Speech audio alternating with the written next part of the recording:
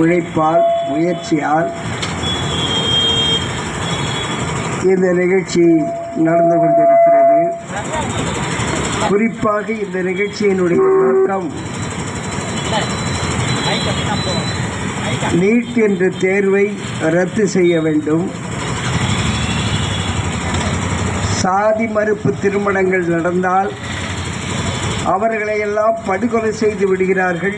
எனவே அப்படிப்பட்ட படுகொலை என்பது தடுக்கப்பட வேண்டும், அதற்கான ஒரு தனி சட்டம் கொண்டு வர வேண்டும் என்ற இரண்டு முக்கிய கோரிக்கைகளை முன்வைத்து இந்த நிகழ்ச்சியை நாம் நடத்தி கொண்டிருக்கிறோம். இந்த நிகழ்ச்சியோடு இன்றைக்கு தமிழகத்திலே கோடிக்கணக்கான மக்களும் இந்திய அளவிலே பல கோடி மக்களும் உச்சரிக்கப்படுகின்ற ஒரு வார்த்தையாக, ஒரு பெயராக ஆம்ஸ்ட்ராங் என்ற ஒரு பெயர் இன்றைக்கு உச்சரிக்கப்படுகிறது. இந்த ஆம்ஸ்ட்ராங் கடந்த 5ஆம் தேதி இரவு 7 மணிக்கு வெட்டி படுகொலை செய்யப்பட்டார். அதை கண்டித்தும் அவருக்கான ஒரு படத்திறப்பு செய்வது தன்னுடைய கடமையாகவும் திராவிடர் விடுதலைக் கழகம் இந்த நிகழ்ச்சியை ஏற்பாடு செய்திருக்கிறார்கள். இந்த நேரத்திலே இத்தகைய மக்களிடம் விழிப்புணர்வு உண்டு பண்ணக்கூடிய ஒரு மாபெரும் நிகழ்ச்சியாக இதை நடத்தி கொண்டிருக்கிறார்கள். விழிப்பில்லாத மக்களுக்கு விழிப்பு தேவை. அந்த விழிப்பை உருவாக்குகின்ற நடவடிக்கையை இயக்கங்களை காட்டிலும் அந்த விழிப்பை தடுக்கிற நாடாகத்தான் இந்தியா இருக்கிறது. எனக்கு முன்பாக பேசிய அருமை தம்பி திருமார்பன், நான் இன்றைக்கு தான் அவரை முதலில் சந்திக்கிறேன். செல்லிலே பேசியிருக்கிறேன். எனக்கான சில பிரச்சனைகளிலே என்னை பாதுகாக்கின்ற பணியை நாங்கள் பார்க்காமலேயே செய்தவர். அவருடைய ஜூனியர் வழக்கறிஞரை அனுப்பி எனக்கு மிகப்பெரிய பாதுகாப்பை கொடுத்தார். நான் அவரை பார்க்கவே இல்லை. ஆனால் தன்னுடைய கடமையை பார்த்தாலும் பார்க்கவில்லை என்றாலும் தன் காதுகளுக்கு வந்த செய்தி, தன் கண்ணுக்கு தெரிந்த உலக நிகழ்ச்சிகளில் நம்முடைய பங்கு இருக்கிறதா என்று பார்த்து அந்த பங்கை செலுத்திய ஒரு அருமை பிள்ளை தம்பி அருமை திருமார்பன் அவர்கள். இன்றைக்கு அவருடைய சொற்பொழிவையும் கேட்டேன். எந்த அளவிற்கு அவர் சிறப்பாக பேசுவார் என்று நான் நினைக்கவில்லை. மிக அருமையான சொற்பொழிவு. இதுதான் விழிப்புணர்வுக்கான சொற்பொழிவு. ஆனால் லட்சக்கணக்கான மக்கள் இல்லை, கோடிக்கணக்கான மக்கள் திரட்டப்படலை. ஆனாலும் இங்கே விழிப்புக்கான விஷயம் மிக சிறப்பாக நடந்திருக்கிறது. குறிப்பாக ஆணவ கொலை படுகொலை தடுப்பதற்கு சட்டம் கொண்டு வர வேண்டும். இதில் ஏராளமான பிரச்சனை இருக்கிறது. ஒரு சட்டம் கொண்டு வருவதால் ஒரு கொடுமை நிறுத்தப்படுமா என்ற ஒரு கேள்வியும் வருகிறது. தீண்டாமைக்கு எதிரான சட்டம் இருக்கிறது, ஆனால் தீண்டாமை ஒழிந்து விட்டதா? ஏற்கனவே கொலைக்கு எதிரான சட்டம் இருக்கிறது, கொலைகள் நின்றிருக்கிறதா? திருட்டுக்கு எதிரான சட்டம் இருக்கிறது, திருட்டு நின்று விட்டதா? ஊழலுக்கு எதிரான சட்டம் இருக்கிறது, அதை கண்காணிப்பதற்கு தனி டிபார்ட்மெண்டே இருக்கிறது. ஆனால் ஊழல் இந்தியாவிலே நடக்காத அலுவலகம் இல்லை, ஊழலில் பங்கு பெறாத அரசியல்வாதியும் இல்லை. சட்டம் வெறும் புத்தகத்திலே மட்டும் இருக்கிறது. நாளைக்கு ஆணவ கொலையை தடுப்பதற்கு ஒரு சட்டம் வேண்டும் என்று நாம் கேட்கிறோம். அதை சட்டமன்றத்திலே கடந்த ஒரு வாரத்திற்கு முன்பாக முதல்வர் அறிவித்து விட்டார். புதிய சட்டம் தேவையில்லை, பழைய சட்டத்தின் மூலமே அதை கண்டிக்கலாம் என்று அவர் சொல்லிவிட்டார்.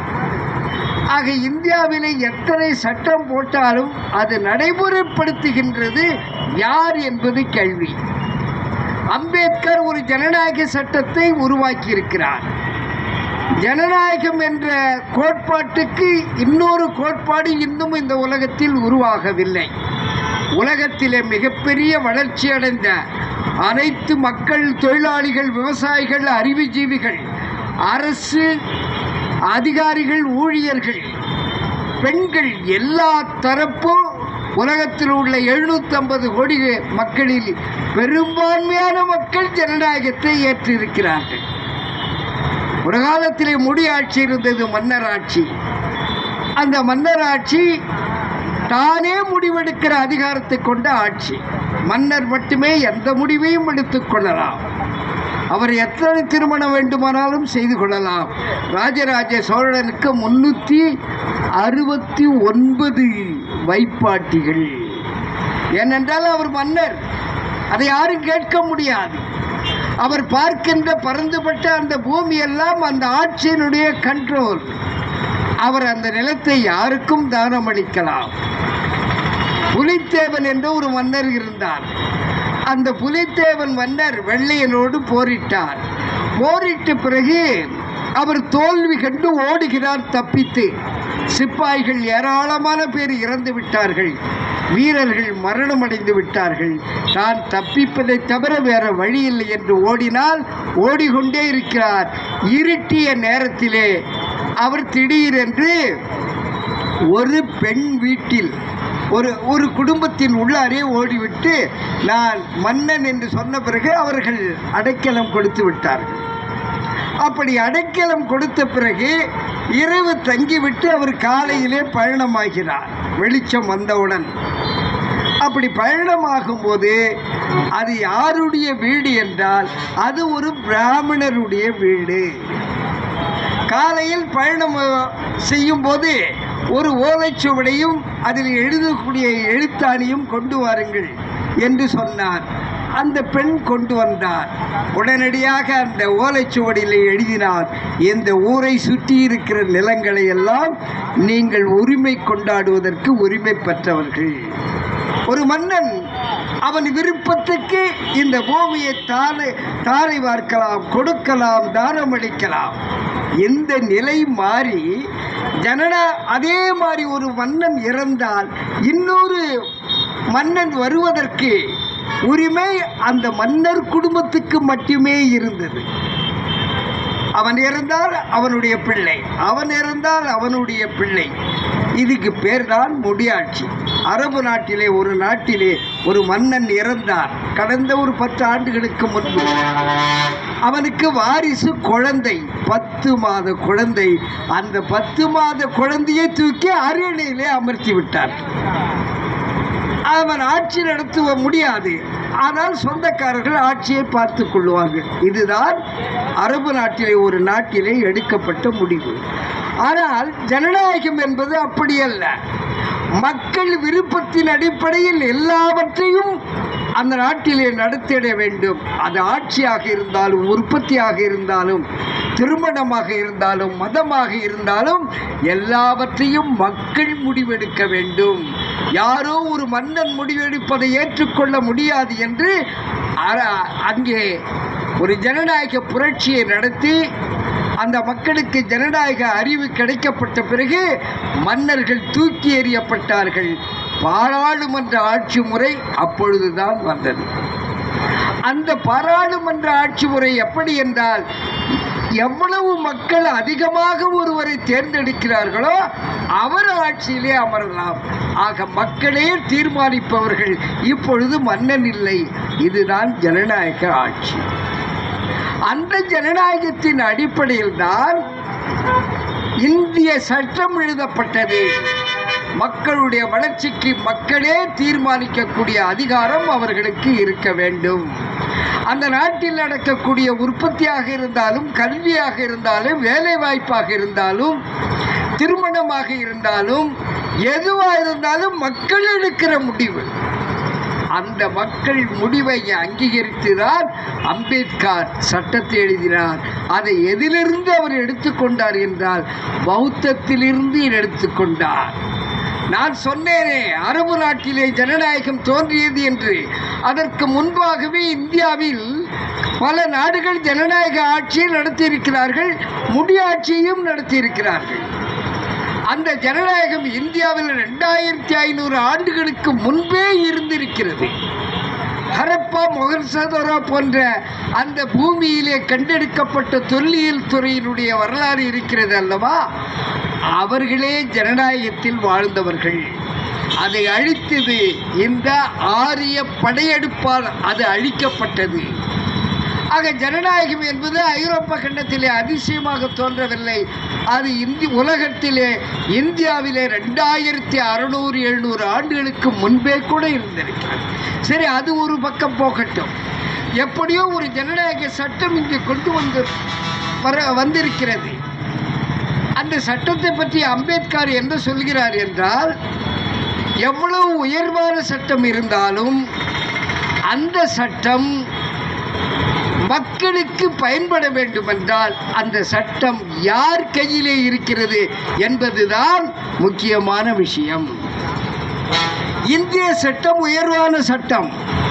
ஆனால் அந்த சட்டம் யார் கையிலே இருக்கிறது என்றால், இந்தியாவிலே பௌத்தம் அழிக்கப்பட்ட பிறகு, பௌத்த ஆட்சி ஒழிக்கப்பட்ட பிறகு, பௌத்த மடங்கள் இடித்து நொறுக்கப்பட்ட பிறகு, பௌத்த பிக்குகள் கொலை செய்யப்பட்ட பிறகு, இந்து மதம் என்ற அந்த ஆதிக்க சக்திகள், ஆரியர்கள் அதை பயன்படுத்தி கொண்டு அதிகாரத்தை கைப்பற்றினார்கள்.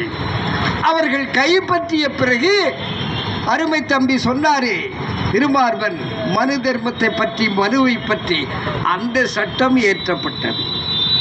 இந்த சட்டம் இந்தியா முழுக்க நடைமுறைக்கு எல்லா மன்னர்களும், சிற்றரசர்களும், ஜமீன்களும், ஏன் நவீன அரசியலில் வந்த 1947க்கு பிறகு வந்த எல்லா கட்சிகளுமே இந்த சட்டத்தை தான் பயன்படுத்தினார்கள். இடையிலே வெள்ளைக்காரன் வந்த பிறகு சில ஜனநாயக உரிமைக்கான சட்டத்தை கொடுத்தார். ஒரு காலத்திலே, மன்னர்கள் காலத்திலே, இந்து ஆளுமை இருந்த காலத்திலே தலித்துகளுக்கு கல்வி உரிமை கிடையாது.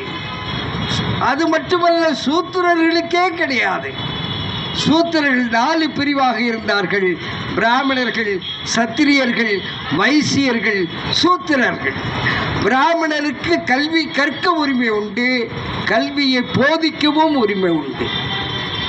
சத்திரியனுக்கு கல்வி கற்க உரிமை உண்டு, அதை ஆட்சிக்கு மட்டும்தான் அவன் பயன்படுத்தலாம். வைசியனுக்கு கல்வி கற்க உரிமை உண்டு, அவன் தொழிலுக்கு மட்டும்தான், வர்த்தகத்துக்கு மட்டும்தான் பயன்படுத்தலாம். சூத்திரன் இந்த உரிமையே கிடையாது. அவன் படிப்பதை கேட்டால் காதில் ஈயத்தை காய்ச்சி ஊற்ற வேண்டும், அவன் படித்தால் நாக்கை துண்டிக்க வேண்டும் என்று மனு ஒரு சட்ட விதியை உருவாக்கினார். அதனால்தான் அம்பேத்கர் சொன்னார், உலகத்தில் உள்ள எல்லா மதங்களும் மனித குலத்தை ஒருங்கிணைத்தது. உலகத்தில் உள்ள எல்லா மதங்களும் மக்களை அடுத்த கட்ட வளர்ச்சிக்கு அவர்களுக்கு வழிவகை செய்தது. ஆனால் இந்து மதம் அதை தடுத்து நிறுத்திவிட்டது. இந்து மதம் ஒரு மதமே அல்ல. ஏனென்றால் இந்து மதத்தில் உள்ள தத்துவங்கள், கோட்பாடுகள் எல்லாமே ஒரு அடக்குமுறை சட்ட விதிகள். அது மக்களுக்கான பயன்படக்கூடியது அல்ல. மக்களை அடக்கி ஆளுவதற்கான விதிமுறைகளைத்தான், சட்ட விதிகளைத்தான் இந்து மதம் போதித்தது. இதிலே பார்ப்பவர்களுக்கு முழு பலன், அதற்கு அடுத்த சத்திரியர்களுக்கு சற்று குறைவு, வைசியர்களுக்கு இன்னும் குறைவு, சூத்திரனுக்கு எதுவுமே இல்லை. சூத்திரனை தாண்டி தீண்டத்தகாதவர்கள் என்று பூர்வகுடி மக்கள் இதை எதிர்த்தார்களே, அவர்களை ஊரை விட்டு வெளியே அனுப்பினார்கள். அதனால்தான் அவர்களுக்கு பெயர் அவுட் கேஸ்ட் அல்லது பஞ்சமன், 5ஆம் அவன். இந்த 5ஆம் அவனை கூட இப்போ ஆய்வாளர்கள் என்ன சொல்கிறார்கள் என்றால், பஞ்சமன் என்று 5ஆம் அவன் என்று இந்து மதத்திற்கு அந்தாண்டே ஒருவன் இருக்க முடியாது. எனவே பஞ்சமன் என்று பெயர் வைத்ததற்கு காரணம் பஞ்சசீல கொள்கையை ஏற்றுக்கொண்டவன். புத்தர் சொன்னார், கொலை செய்யக்கூடாது, பெண்களை தவறாக நேசிக்க கூடாது, பிறர் பொருளை அபகரிக்க கூடாது, பொய் சொல்லக்கூடாது, மது போதையில் மனிதர்கள் மயங்கிவிடக் கூடாது. இதுதாங்க பஞ்சசீல சொன்ன 5 கொள்கைகள். இந்த 5 கொள்கையை வைத்துக்கொண்டு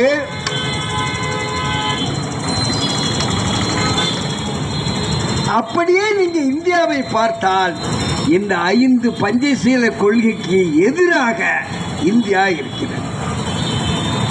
கொலை என்பது இந்தியாவில் சாதாரண விஷயம். கலப்பு திருமணம் பண்ணுகின்றவர்கள் மட்டுமல்ல, பண்ணாதவனும் கொலை செய்யப்படுகிறார். கூலி கட்டத்தால் 40 பேர் 44 பேர் வெண்மேலியிலே படுகொலை. ஊராட்சி மன்ற தலைவராக வந்ததுக்காகவே மேலவளைவிலே 6-7 பேர் படுகொலை. விழுப்புரத்திலே 10 பேர் படுகொலை. காதலன் காதலியை கொலை செய்கிறார். பெற்றோரை அவன் பெற்ற பிள்ளையே கொலை செய்கிறது. சொத்துக்காக அண்ணன் தம்பிகள் கொலை செய்து கொள்கிறார். வட்டி கொடுத்தவன் வட்டிக்கு கொடுத்தவன் வாங்கியவனை கொலை செய்கிறார். அரசியல் கொலைகள், மத கொலைகள், மதத்தின் பேரிலே இந்துக்கள் இஸ்லாமியர்களை ஆயிரக்கணக்கான பேரை ஒரே நேரத்தில் கொலை செய்கிறார். இந்துக்களை எதிர்ப்பதால் தலித்துகள் பல காரணங்களால் கொலை செய்யப்படுகிறார்கள். தலித்துகள் மட்டுமே 1947க்கு பிறகு இதுவரை அரசு கணக்கிலே மாட்டிய கொலைகள் 2 லட்சம். தலித்து அல்லாதவர்கள் கொலை என்பது அது பல லட்சம். ஆக இந்தியா என்பது வெறும் கொலை நடக்கக்கூடிய இடமாகவே இருக்கிறது. கடலூர் உள்பட அந்த கொலைகள் தொடர்கிறது. பத்திரிகை எடுத்தால் கொலை செய்தார்கள், வெட்டினார்கள், கத்தியால் குத்தினார்கள், துப்பாக்கியால் சுட்டார்கள். மாட்டிறைச்சி தின்ற காரணத்தாலேயே பலர் கொலை செய்யப்பட்டார்கள் வட மாநிலங்களில். மாட்டுத்தோலை எடுத்து சென்ற காரணத்தால் அதற்கு கொலை. எவ்வளவு கொலைகள்! கொஞ்சம் கூட ஆட்சியாளர்களுக்கு வெட்கம் இல்லையா? மத்திய அரசிலே இருக்கிற மோடி அரசுக்கு கொஞ்சம் கூட வெட்கப்பட வேண்டாமா? இந்த நாடு எப்படிப்பட்ட நாடு தெரியுமா? சமணர்கள் ஒரு காலத்திலே நடமாடும் போது மயிலிறகால் கூட்டிக் கொண்டே செல்வார்கள். எறும்பு புழுப்பூச்சிகளை நாம் மிதித்துவிடக்கூடாது, அது செத்துவிடக்கூடாது என்பதற்காக மயிலிறகை பயன்படுத்தி அவர்கள் நடந்தார்கள். சாலமன் என்ற ஒரு மன்னன் சென்று கொண்டிருந்தான். அப்பொழுது எறும்பு குறுக்கே வரிசையாக போனது. அப்படியே தன்னுடைய பயணத்தை நிறுத்திவிட்டார். இப்படிப்பட்ட அகிம்சை நிறைந்த நாடு இது. புத்தர் பிறந்த நாடு, சமணர்கள் வாழ்ந்த நாடு. ஏறத்தாழ 10,000 பௌத்த மடங்கள் இருந்து அகிம்சையை போதித்தார்கள். ஜப்பானுக்கு மோடி சென்ற பிறகு சொல்லுகிறார், ஜப்பானிலே ஒரு 2 ஆண்டு 3 ஆண்டுகளுக்கு முன்பு, நான் புத்தர் பிறந்த நாட்டிலிருந்து வந்திருக்கிறேன் என்றுதான் அவர் சொற்பொழிவை துவக்கி இருக்கிறார். வெட்கப்பட வேண்டாமா? புத்தர் பிறந்த நாட்டிலே மாட்டிறைச்சி சாப்பிட்டதற்காக வெட்டி சாச்சானே, நீ என்றைக்காவது வெட்கப்பட்டிருக்கிறாயா? இஸ்லாமியர்களை பல ஆயிரம் பேரை படுகொலை செய்தாயே, நீ என்றைக்காவது வெட்கப்பட்டிருக்கிறாயா? இல்லை. ஆக இந்தியாவிலே கொலை என்பது சாதாரண விஷயம். கலப்பு திருமணம் செய்தால், சாதி மறுப்பு திருமணம் செய்தால் அந்த கொலை இன்னும் உச்சகட்டத்திற்கு போகிறது. கடந்த 5 ஆண்டுகளில் சுமார் 450 பேருக்கு மேலே தமிழகத்திலே படுகொலை செய்யப்பட்டிருக்கிறார்கள் அரசு கணக்கிலே. ஸ்டாலின் சொன்னது ஒரு வகையில் சரியானது. இதையெல்லாம் சட்டமாக போட்டால் கொலை நின்று விடாது, அதை நாம் ஏற்றுக்கொள்கிறோம். ஆனால் சட்டமாக போட வேண்டிய அவசியம் இருக்கிறது. அதுதான் அருமை சிவகுமாருடைய இயக்கத்தினுடைய நோக்கம். இதுவும் தப்பில்லை. அதே அம்பேத்கர் என்ன சொன்னார் என்றால், ஒரு நாட்டில் சட்டத்தின் மூலம் சமூக சீர்திருத்தம் செய்ய முடியுமா? அல்லது மக்கள் விழிப்புணர்வு மூலம் செய்ய முடியுமா என்று கேட்டால், சட்டத்தின் மூலம் 5% தான் பயனளிக்கும். மக்கள் விழிப்புணர்வு மூலம் பயனளிக்கும் என்றால், மக்கள் விழிப்பின் மூலம் பயனளிப்பது 95% என்று அம்பேத்கர் சொன்னார். ஆக விழிப்பு என்பதுதான் இங்கே முக்கியமானது. சட்டம் தேவை, நான் அதில் தலையிட விரும்பவில்லை. அதை விட வலிமையான தேவை விழிப்பு. ஒரு சிவகுமாருக்கு விழிப்பு இருந்த காரணத்தால் யார் வந்தாலும் வரவில்லை என்றாலும் இந்த கடமையை நாம் செய்வோம் என்று செய்கிறார். அதுதான் விழிப்பு. தான் பெற்ற விழிப்பு மற்றவர்களுக்கு உருவாக வேண்டும் என்று சிவகுமார் தன்னை அர்ப்பணிக்கிறார். ஆனால் மோடி ஆட்சி அல்லது மோடி தலைமையிலான கட்சி மக்களுக்கு விழிப்புணர்வான கட்சியாக இருக்கிறதா? ஒரு ராமர் கோயிலுக்கு செலவு செய்த தொகை 81,000 கோடி. 81,000 கோடி.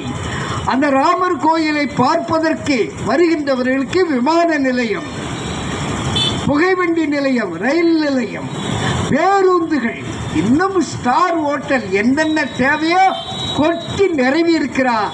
81,000 கோடியை செலவு செய்திருக்கிறார்.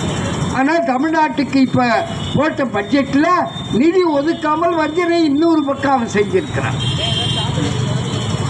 ஆக இந்தியா என்பது இந்த கொலைகள், ஊழல்கள், இந்த கொள்ளைகள், இந்த சொத்தை அபகரிப்பது எல்லாமே நடந்த நாடு. வெள்ளையன் காலத்திலே 12,50,000 ஏக்கரை பஞ்சபர்களுக்கு கொடுத்தார். வெள்ளையன் ஒரு அந்நியன், ஒத்துக்கொள்ளுகிறோம். வெள்ளையன் ஒரு ஏகாதிபத்தியம், ஒத்துக்கொள்ளுவோம். வெள்ளையன் பல நாடுகளை பிடித்து அதனுடைய வளங்களை, உழைப்பு வளங்களை, கனி வளங்களை, ஆட்சி அதிகாரத்தை எல்லாம் செய்தவன், கொள்ளையடித்தவன். அதில் எந்த மாறுபாடும் இல்லை. ஆனால் அந்த கொள்ளைக்காரனே 12,50,000 ஏக்கர் நிலத்தை கொடுத்தான். இது யாரால் வந்ததுன்னா, பண்டிதர் அயோத்திதாசன் என்ற நம்முடைய தாத்தா ஒரு காலத்திலே 1845 பிறந்தவர். அவர் 1891 ஒரு மாநாடு ஊட்டியிலே போடுகிறார். அம்பேத்கருக்கு முன்பு 46 வருஷத்துக்கு முன்பு பிறந்தவர். அந்த மாநாட்டிலே 2 முக்கியமான தீர்மானம். ஒன்று, எங்கள் அனைவருக்கும் கல்வி கொடுக்க வேண்டும், எங்கள் எண்ணிக்கைக்கு தகுந்தவாறு வேலை வாய்ப்பு அளிக்க வேண்டும். 3வது கோரிக்கை, என் மக்கள் நிலத்திலே பாடுபடக்கூடியவர்கள், விவசாய தொழில் செய்தே பரம்பரையாக வாழ்ந்து கொண்டிருப்பவர்கள், ஆனால் இந்த மக்களுக்கு நில உரிமை கிடையாது.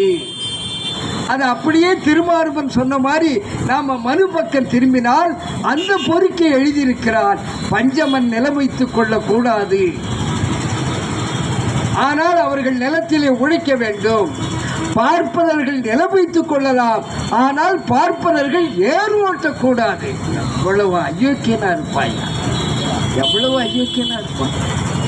இந்த அயோக்கியர்கள் கொண்ட மதம்தான் இந்து மதம். இந்த அயோக்கிய தனங்கள் கொண்ட மதம்தான் இந்து மதம். அவர் சொன்னார் அருமையாக, ஒரு 10 ஆண்டு காலத்தினுடைய வளர்ச்சி. கடந்த காலத்திலே, பெரியாறு காலத்திலே கூட இந்து மதத்தை ஒரு பாசிச மதம் என்று சொல்லவில்லை. ஆனால் பாசிசம் என்ற வார்த்தை 10 ஆண்டுகளுக்கு பிறகு இந்து மதத்தை பற்றி பேசும்போதெல்லாம் பாசிசம் என்ற வார்த்தை இணைக்கப்படுகிறது. சரி, பாசிசம் என்றால் என்ன அப்படின்னு ஒரு கேள்வி வருது. பாசிசம் என்பதற்கு விளக்கம் ரொம்ப சுலபமானது. நான் என் வாழ்க்கையை தீர்மானித்துக் கொள்வேன், உன் வாழ்க்கையும் நானே தீர்மானிப்பேன். அதுதாங்க பாசிசம். அவன் சாப்பாட்டை அவன் தீர்மானிப்பான், நம் சாப்பாட்டையும் அவனே தீர்மானிப்பான். ஜனநாயகம் என்பது என்ன?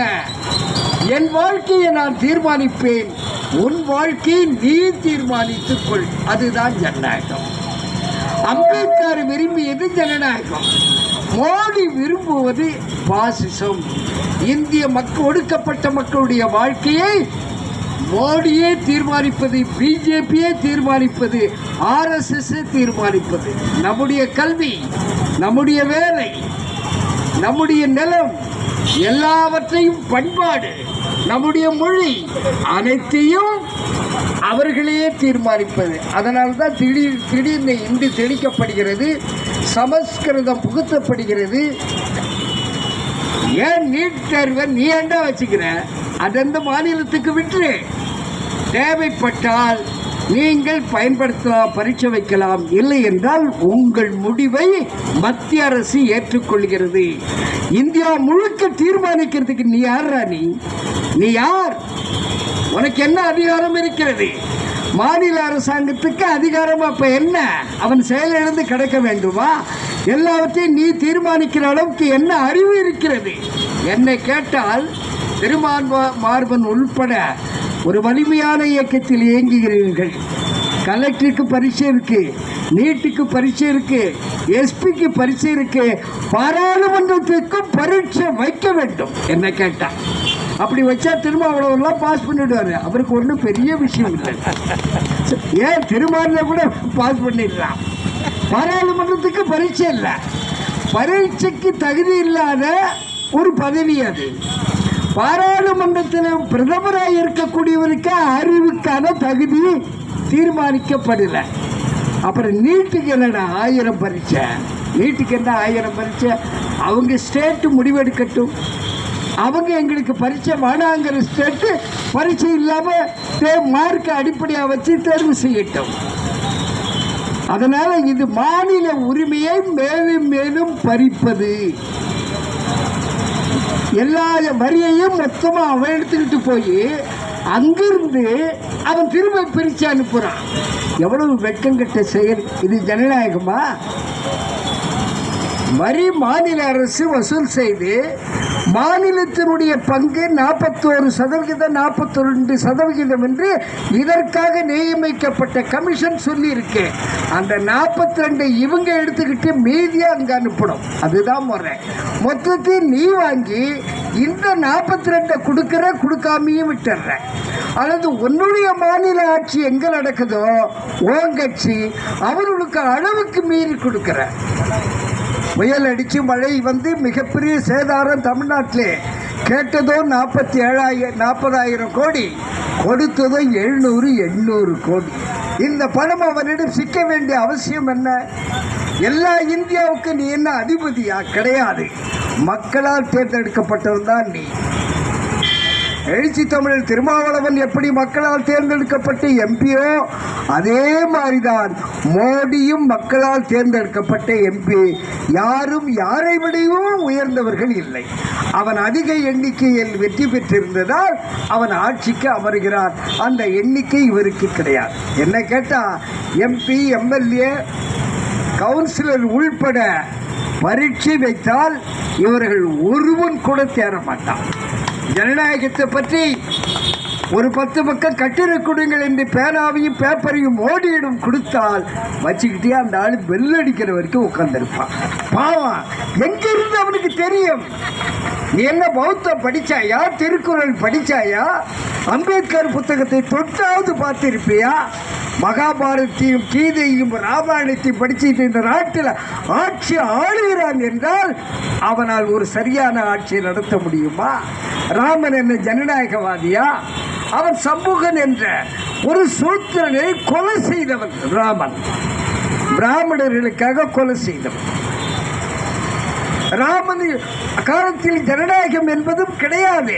அவன் சொல்றான் 30 லட்சம் வருஷத்துக்கு முன்னாடி ராமன் பிறந்து இருக்கட்டுமே. அப்ப கிட்டத்தட்ட ராமன் குரங்காதான் இருந்திருக்க முடியும். 30 லட்சத்து வருஷத்துக்கு முன்னாடி மனிதர்கள் அன்றைய குரங்காதான் இருந்தாங்க. படிப்படியாக வளர்ச்சி அடைந்து இன்றைக்கு மனிதராக வந்திருக்கிறோம்.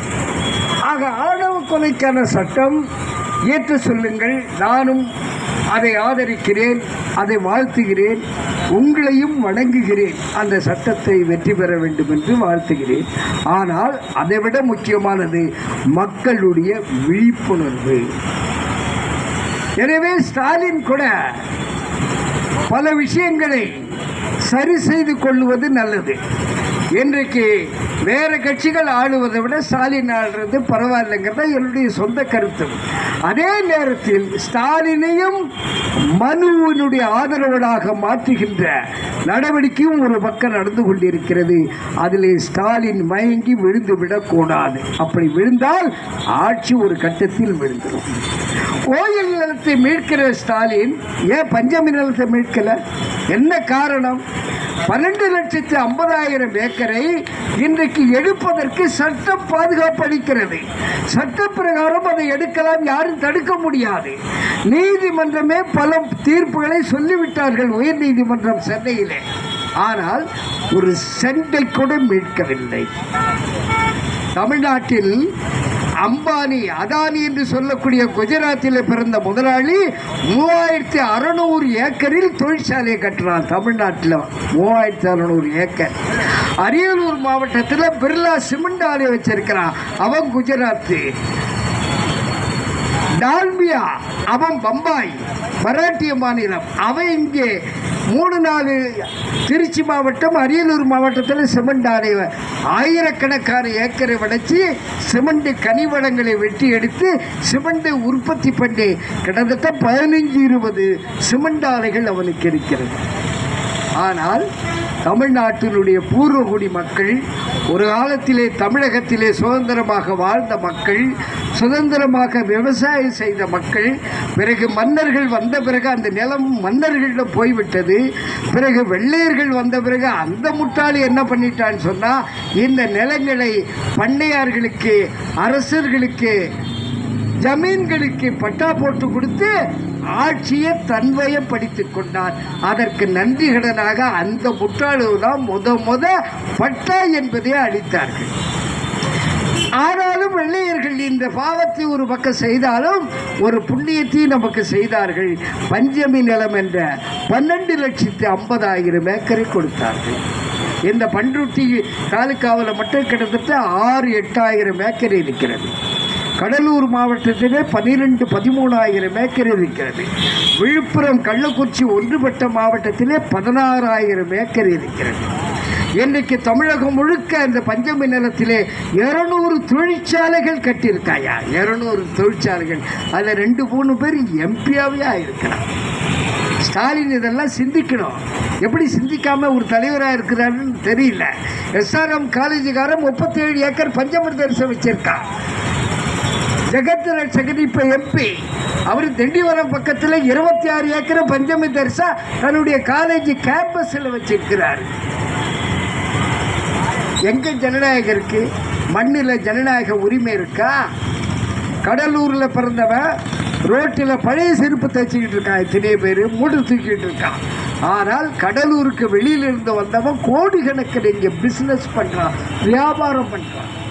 அங்கே சிப்காட்டில் இருக்கக்கூடிய தொழிற்சாலையிலே பெரும்பகுதி இந்த மாநிலத்தை சேர்ந்தவனே கிடையாது. ஆந்திராக்காரன், கர்நாடகத்துக்காரன், வடநாட்டுக்காரன், அவெல்லாம் ஒரு 40-50 தொழிற்சாலையை வச்சிருக்கிறான். அந்த கிராமத்தை சேர்ந்த வண்டியர், அந்த கிராமத்தை சேர்ந்த தலித்துகள் ஒரு சின்ன தொழிற்சாலை கிடையாது. அப்போ இந்த மண், தமிழக மண், இந்திய மண் என்பது முழுக்க முழுக்க உலக பணக்காரர்கள், இந்திய பணக்காரர்கள், தமிழக பணக்காரர்கள், இவர்கள் கையில் அடங்கி போச்சுங்க. எல்லா கொலைக்கும் காரணம் இவர்கள் தான். ஆம்சான் படுகொலைக்கு காரணம் அங்கே உள்ள கார்பரேட் நிறுவனங்கள். ஒரு ஆருத்ரா என்ற நிறுவனம் 5000 கோடி கொள்ளையடிச்சிருக்கான். அதில் மக்களுக்காக தலையிட்டதனுடைய விளைவுதான் இந்த கொலை என்று கூறப்படுகிறது. அவன் சில முரட்டுத்தனமான ஆசாமிகளை இறக்குகிறார். இவர் மக்களுக்காக தான் இறங்குகிறார். மோதல் வருகிறது, அது கொலையில் போய் முடிகிறது. ஆக இந்தியா ஒரு சமூக மாற்றத்திற்கான தகுதி உருவாக்கப்படுகின்ற நாடாக இருக்கிறது. இதற்கெல்லாம் என்ன காரணம்? ஏன் இவ்வளவு கொடுமைகள்? இந்த கொடுமைகள் இந்தியாவில் இவ்வளவு நடப்பதற்கு என்ன காரணம்? வெறும் போலீஸ் கையாலாகாத காரணமா? இல்லை. போலீஸ் மட்டும் என்ன பண்ண முடியும்? தினம் 100 பேரை சுட்டுக்கிட்டே இருந்தால் சரியாக இருக்குமா? அதுலேயும் பிரச்சனை வரும். அப்போ என்ன காரணம் இது என்று பார்த்தால், இந்தியாவை இன்றைக்கு ஆளுமை செய்வது என்பது இந்துத்துவம் என்ற தத்துவம் தான் இந்திய மக்களை ஆளுமை செய்கிறது. கிட்டத்தட்ட ஒரு 50% அந்த இந்துத்துவ ஆளுமையை ஏற்றுக்கொண்டவர்கள், இந்து மதத்தை ஏற்றுக்கொண்டவர்கள், சாதியத்தை ஏற்றுக்கொண்டவர்கள், தீண்டாமையை ஏற்றுக்கொண்டவர்கள், பிற சொத்துக்களை அபகரிக்க வேண்டும் என்பதை ஏற்றுக்கொண்டவர்கள், அவர்களிடமிருந்துதான் வன்முறை என்பதே உருவாவது. யார் யார் மேலே வன்முறை? தலித்துகள் மீது வன்முறை. அவர்கள் சிறுபான்மை, அவர்கள் 50% இந்துக்கள் என்றால் தலித்துகள் ஒரு 15 to 20% இந்தியாவில் இருப்பார்கள். இவர்களுக்கும் இந்த தலித்துகளுக்கும் இந்துக்களுக்கும் ஏறத்தாழ 1400 ஆண்டு காலமாக போராட்டம். சாதிக்காக போராட்டம், தீண்டாமை எதிர்த்து போராட்டம், இந்த பூமியை அனுபவிக்க கூடாது என்று சொல்லுகின்றவரை எதிர்த்து போராட்டம். எத்தனை கிராமங்களில் இன்னும் 2 கிளாஸ் இருக்கு, எத்தனை கிராமங்களில் இன்னும் சைக்கிளில் செல்ல முடியவில்லை, செருப்பணிந்து செல்ல முடியவில்லை, ஒரு பொது இடத்தை பயன்படுத்த முடியவில்லை. ஒரு பஸ் ஸ்டாண்ட் இருக்கும், ஆனால் அங்கே அவன் உட்காரக்கூடாது, ஏனென்றால் அவன் தலித்து. ஆக எல்லா வகையிலும் இந்திய பூமி என்பது, இந்தியாவினுடைய நிலப்பரப்பு சுமார் 33 லட்சம் சதுர கிலோமீட்டர். அவ்வளவும் இந்து தன்னுடைய கட்டுக்குள்ளே எடுத்துட்டான். இவனெல்லாம் இந்த பூமியை இழந்த தலித்துகள், சீக்கியர்கள், இஸ்லாமியர்கள், கிறிஸ்தவர்கள், பழங்குடி மக்கள், இந்த 5 பிரிவையும் அடக்கி ஆளுகிறார். எதில் அடக்கிறார்? மதத்தால் அடக்குகிறார், பொருளாதாரத்தால் அடக்குமுறை, அரசியலால் அடக்குமுறை, சமூக எண்ணிக்கையின் காரணமாக அடக்குமுறை. இப்படி எல்லா அடக்குமுறையும் நிறைந்த நாடு இது. சரி, இவ்வளவு கொடுமை 1400 வருஷமா நடக்குது, எப்படி தலித்துகள் தான் அமைதியா இருக்கிறாங்க? இந்த கேள்வி வருகிறது.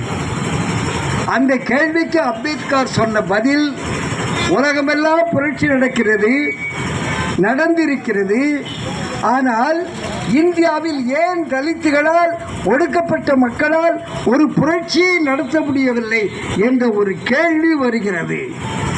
இந்து மதம் அந்த புரட்சியை நடத்த அனுமதிக்கவில்லை. ஐரோப்பா கண்டத்திலே கிறிஸ்துவ மதம் அனுமதிக்காமல் இருந்தது. கிறிஸ்துவ மதத்தைச் சேர்ந்தவர்களே கிளர்ந்து எழுந்து அந்த பிற்போக்கு கிறிஸ்தவர்களை தூக்கி எறிந்து ஒரு முற்போக்கான கிறிஸ்துவ மதத்தை முன்னுக்கு கொண்டு வந்து நிறுத்தினார்கள். அதனால் மக்கள் புரட்சிக்கு தன்னை தயார்படுத்தினார்கள். ஆனால் இந்தியாவில் இந்து மதத்தை எதிர்த்து இந்துக்கள் போராடவில்லை. அதுதான் உண்மை. இந்து மதத்தை எதிர்த்து இந்துக்கள் போராடவில்லை. இந்து மதத்தை எதிர்த்து சீக்கியன் போராடி இருக்கிறார், கிறிஸ்தவன் போராடி இருக்கிறார், தலித்துகள் போராடி இருக்கிறார்கள், பழங்குடி மக்கள் போராடி இருக்கிறார்கள். ஆனால் இந்துக்களை எதிர்த்து இந்துக்களே கிளர்ந்த முடியவில்லை. அமெரிக்காவிலே வெள்ளையர்களை எதிர்த்து, வெள்ளை ஆதிக்கத்தை எதிர்த்து நீக்ரோர்கள், கருப்பர்கள் போராடினார்கள். மார்ட்டின் லூதர் கிங் என்று சொல்லக்கூடிய ஒரு சீர்திருத்த கிறிஸ்தவர் பழமைவாதிகளை எதிர்த்து ஒடுக்கப்பட்ட கிறிஸ்தவர்களை, கருப்பர்களை திரட்டி ஒரு சமத்துவ உரிமை பெறுவதற்கு மிகப்பெரிய போராட்டத்தை நடத்தினார். அதிலே லட்சக்கணக்கான, கோடிக்கணக்கான வெள்ளையர்களும் கலந்து கொண்டார். அப்படி ஒரு புரட்சி இங்கே நடந்திருக்கிறதா? அது நடக்காமல் பார்த்து கொண்டதில் மிகப்பெரிய பங்கு வகித்தது இந்து மதம். ஆக இந்து மத மாற்றத்தை விரும்பாது, இந்து மத சமத்துவத்தை விரும்பாது, இந்து மதம் பெண்களுக்கு உரிமை அளிக்காது, இந்து மதம் மூட நம்பிக்கை ஒழிப்பதற்கு அனுமதிக்காது. இந்து மதம் தொடர்ந்து தன்னுடைய பாசிச கொள்கையை நடைமுறைப்படுத்துகின்ற மதமாகத்தான் இருக்கிறது. எனவேதான் இந்தியாவில் ஒரு புரட்சி சாத்தியமில்லை. இந்த இயக்க திராவிடர் விடுதலை இயக்கத்தை சேர்ந்தவர்கள் ஒரு புதிய சிந்தனைக்கு வர வேண்டும். ஏற்கனவே இருக்கிற சிந்தனையை இன்னும் நீங்கள் டெவலப் ஆக வேண்டும். இந்தியாவில் ஒரு அறிவு புரட்சி வராமல் ஒரு அரசியல் புரட்சி சாத்தியமே கிடையாது. ஏன் இவ்வளவு கொடுமை அனுமதிக்கப்படுது? இவ்வளவு ஊழல் ஏன் அனுமதிக்கப்படுது? இவ்வளவு கொலைகள் எவ்வளவு சாதாரணமாக நடக்கிறது? காரணம், ஒரு அறிவு புரட்சியை இங்கே நடத்தி முடிக்கவில்லை. அது எல்லாம் திருமார்பன் போன்றவர்கள் செய்யக்கூடிய பணியாக இன்றைக்கு நிற்கிறது. ஒரு அறிவு புரட்சி தேவை. விடுதலை சிறுத்தைகளால் முடிந்தது அந்த பணியை அவர்கள் செய்திருக்கிறார். அதனால்தான் இன்னைக்கு இந்த மக்களுக்கு, ஒடுக்கப்பட்ட மக்களுக்கு, ஒடுக்கப்பட்ட தமிழ் மக்களுக்கே கூட இன்றைக்கு குரல் கொடுக்கிற ஒரு இயக்கமாக தன்னை காட்டிக்கொள்ள முடிகிறது. மற்ற பெரிய அரசியல் கட்சிகளால் செய்ய முடியாத காரியத்தை எல்லாம் இவர்கள் செய்கின்ற அளவுக்கு வளர்ந்திருக்கிறார்கள் என்றால் ஒரு அறிவினுடைய வளர்ச்சி இங்கே வந்திருக்கிறது. அதை மறுக்க முடியாது. அது இன்னும் வளர வேண்டும் என்பதுதான் என் போன்றவர்களுடைய ஆசை. எனவேதான் அருமை சொந்தங்களே, இதற்கு தீர்வு என்ன? இந்த கொலை, இந்த துன்பங்களுக்கு புத்தர் சொன்னார், இந்த உலகத்தில் நடக்கிற துன்பங்களுக்கு எல்லாம் ஒரு தீர்வு உண்டு. எல்லா மதங்களும் சொன்னது, இந்த துயரங்களுக்கு, துன்பங்களுக்கு தீர்வு நம்மால் முடியாது. அதற்கு தீர்வு எங்கேயோ அமானுஷ சக்தியாக இருக்கிற ஒரு கடவுள் சக்தியால் தான் இதை தீர்க்க முடியும் என்று இந்து மதம், எல்லா மதங்களும் ஏறத்தாழ சொன்னது. ஆனால் புத்தர் மட்டுமே சொன்னார், இது கடவுளால் தீர்க்கப்பட முடியாத பிரச்சனை, இது கடவுளால் தீர்க்க முடியாது. கடவுள் என்று சக்தி என்று ஒன்று இருப்பதும் இல்லை. எனவே இந்த துயரங்களை தீர்ப்பதில் மனிதர்கள் தங்கள் பங்கு செலுத்த வேண்டும். அதுதான் அம்பேத்கர் செலுத்தினார். அதைதான் இன்றைக்கு திருமார்பனும் இங்கே செலுத்தியிருக்கிறார். மற்றும் உள்ள அருமை வழக்கறிஞர் தம்பியும் செலுத்தியிருக்கிறார். ஆக நம்முடைய பங்கு என்ன? அதுக்கு ஒரு கொள்கை வேண்டும் அல்லவா? அதற்கு ஒரு தத்துவம் வேண்டும் அல்லவா? அம்பேத்கர் சொன்னார், மனிதன் என்றால் அவனுக்கென்று ஒரு தத்துவம் இருக்க வேண்டும், அவனுக்கென்று ஒரு லட்சியம் இருக்க வேண்டும். இன்றைக்கு ஒரு தத்துவம் உனக்கு என்ன என்று வீடு வீடாக கேளுங்கள். ஒருவர் இந்து மதம் என்பார், ஒருவர் இஸ்லாமிய மதம் என்பார். பெரும்பகுதி இந்தியர்கள் இந்து மதம் என்றுதான் சொல்லுவார். அரசியல் கட்சியில் உள்ள பெரிய கட்சியில் உள்ள பெரிய தலைவரை கூட தத்துவம் என்றால் என்ன, ஒரு குறைந்தபட்ச திராவிட இயக்கத்தை சார்ந்த கட்சி பெரியார் தத்துவம் தப்பிச்சிடுவாங்க. ஆனால் மற்றவர்களுக்கு அது கூட முடியாது. காங்கிரஸில் காந்தி ஒரு தத்துவவாதியே கிடையாது, அவர் ஒரு இந்துத்துவவாதி. அவர் ஒரு தத்துவவாதியெல்லாம் கிடையாது. இந்துத்துவவாதி எல்லா மக்களையும் போல அவரும் ஒரு இந்துத்துவவாதி, அவ்வளவுதான். ஆனால் என்ன தத்துவம் இதற்கு என்று நாம் ஆராயும் போது, அம்பேத்கர் காட்டிய வழியில் நாம் ஆராயும் போது பௌத்தமே நம்முடைய தத்துவமாக இருக்கிறது. பௌத்தம் மட்டும் அன்றைக்கு தோன்றவில்லை என்றால் ஏறத்தாழ இந்த உலகத்தில் உள்ள பல கோடி மக்கள் தங்களுக்குள் மோதியே செத்து மடிந்திருப்பார்கள். தன்னிடம் இல்லாத, ஒழுக்கம் இல்லாத காரணத்தால் அழிந்திருப்பார்கள்.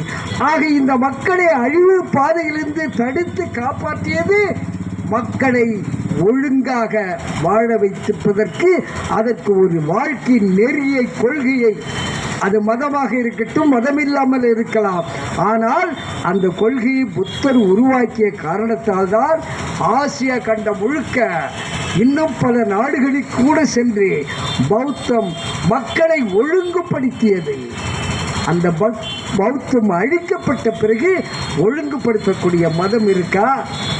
இந்து மதத்தை மக்களை ஒழுங்குபடுத்தக்கூடிய மதம் என்று சொல்ல முடியுமா? திருப்பதி கோயிலில் பத்திரிகையில் விளம்பரம் பண்ணுறாங்க, லட்டை தயாரிக்க வைஷ்ணவ பார்ப்பனர் தேவை. எவ்வளவு தூரம் அவனுக்கு தைரியம் வந்திருக்கும். ஒரு ஜனநாயக நாட்டில் இப்போ அந்த இங்கே கடையில் விற்கிற லட்டு எல்லாம் வைஷ்ணவன் தான் தயார் பண்ணானா? வரையும் கூட நிறையா அதை உருட்டி தயார் பண்ணிகிட்டு இருக்கான். சென்னையிலாம் பார்த்தா, சென்னையில் உள்ள பெரும்பகுதி ஸ்வீட் ஸ்டாலில் நம்ம பர்த்தரு கூட்டம் தான் லட்டு செய்கிறது. அது ஒரு பெரிய டெக்னாலஜியா? ஒரு வாரத்தில் கற்றுக்கலாம், அதிகபட்சம் 1 மணி நேரத்தில் கற்றுக்கிற புத்திசாலியும் கூட உண்டு. ஆனால் அவன் விளம்பரம் பண்ணுறான். அதுவோ அரசு கட்டுப்பாட்டில் இருக்கிற கோயில், இந்திய நாடு என்பது மதசார்பற்ற நாடு. இந்த நாட்டில் ஆட்சிக்கு எந்த மதமும் சொந்தமில்லை. எல்லா மதங்களையும் இந்த ஆட்சி ஏற்றுக்கொள்கிறது. எல்லா மதத்தை சேர்ந்த நிறுவனங்கள், தலைவர்கள், சாமியார்கள் எல்லாரையும் ஏற்றுக்கொள்வதுதான் இந்திய சட்டம். ஆனால் அவன் இந்த சட்டத்தில் எந்த மரியாதையும் கொடுக்காம, இதை பற்றி எந்த அக்கறையும் இல்லாத, எந்த அச்சமும் இல்லாத வைஷ்ணவ பிராமணர்கள் தேவைன்னு அறிக்கை விடுற. அப்போ எப்படி 50% இந்துக்கள் மொத்த இந்தியாவை வச்சிருக்கிறா? இந்த 50% மேலே ஆதிக்கம் உள்ளவன் பார்த்தா ஒரு 5% தாங்க. ஒரு 5% வாழ்வதற்காக இந்துக்களிலே மீதி 45%, இஸ்லாமியர், கிறிஸ்தவன், சீக்கியன், பழங்குடி மக்கள், தலித்துகள் அவர்கள் 5 பேரும் சேர்ந்து அவர்கள் ஒரு 50%, மொத்தம்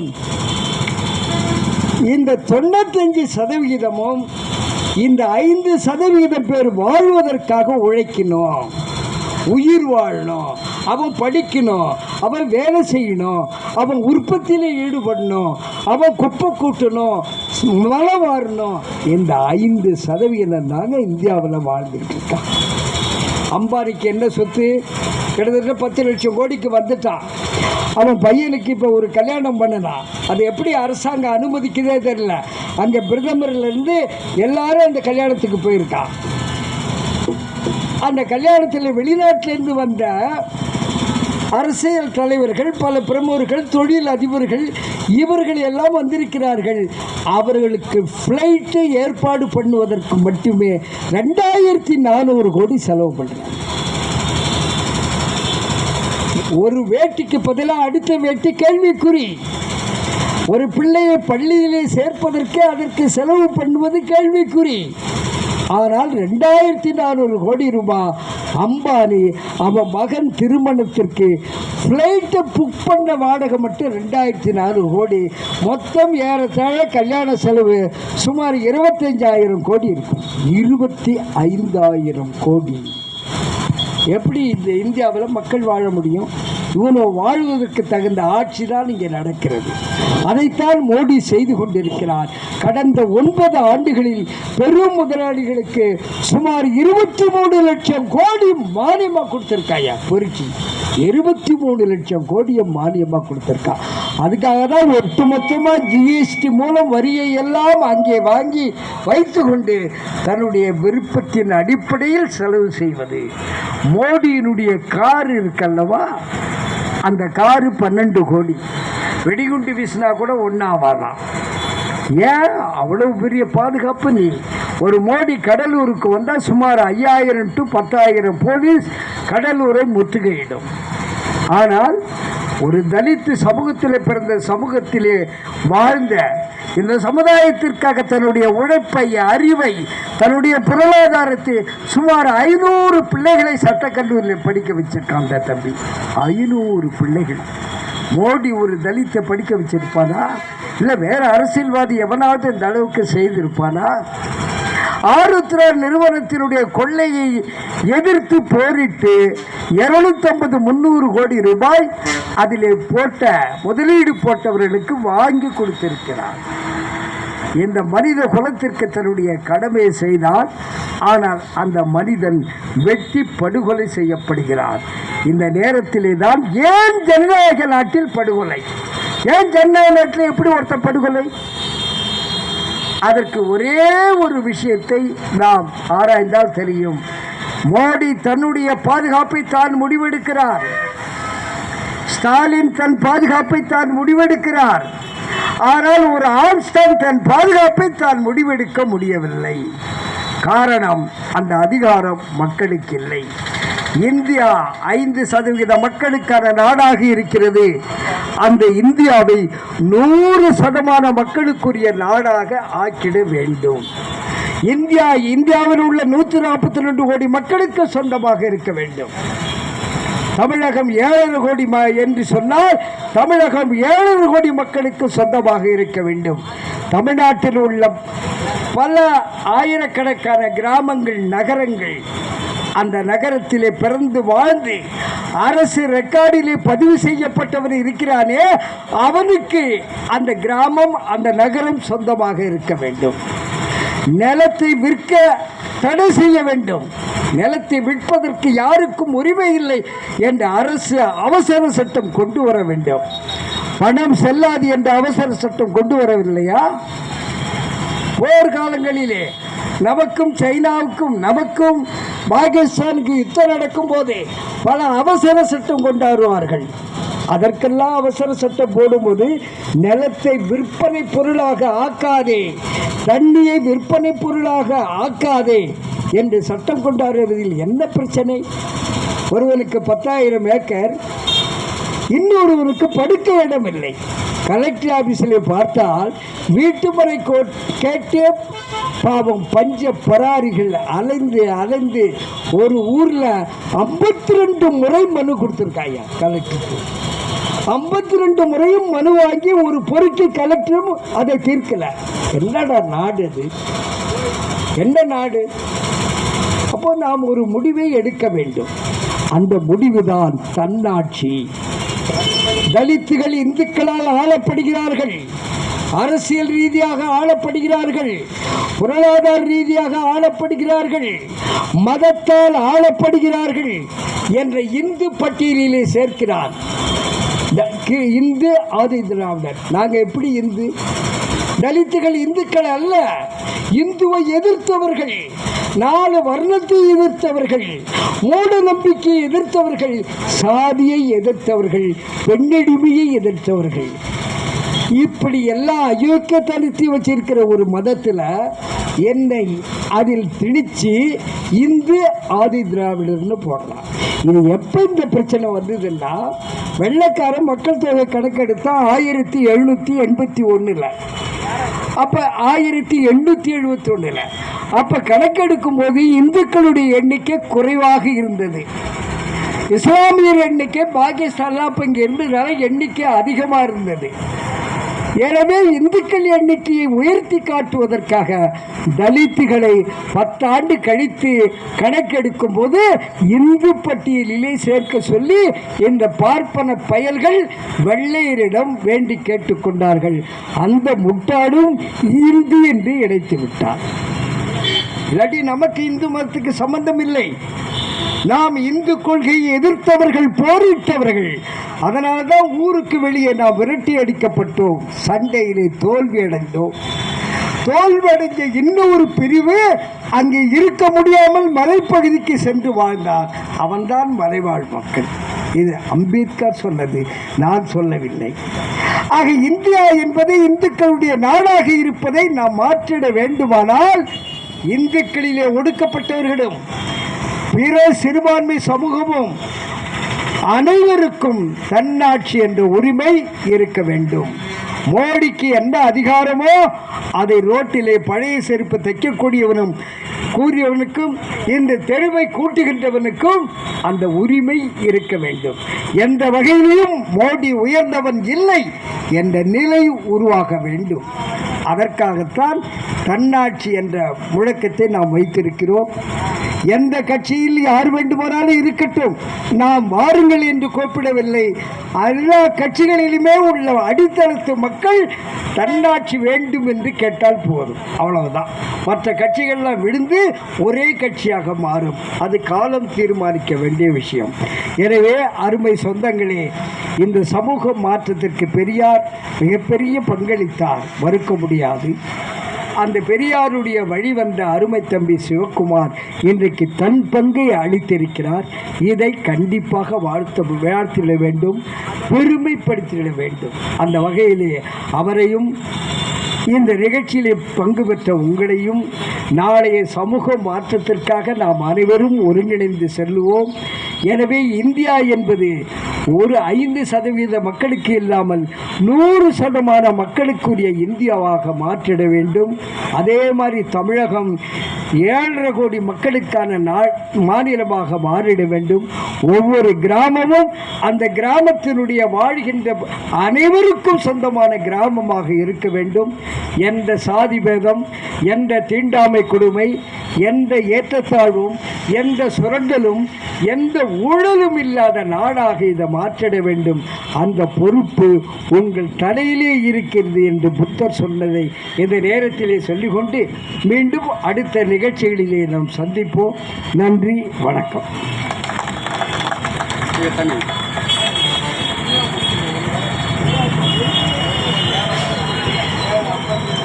சிறப்புரையாக தன்னுடைய கண்டனத்தை பதிவு செய்த ஐயா கா. திருவள்ளன் அவர்களுக்கு நன்றியை தெரிவித்துக் கொள்கிறோம். அடுத்தபடியாக தலித் சுப்பையா, மறைந்த தலித் சுப்பையா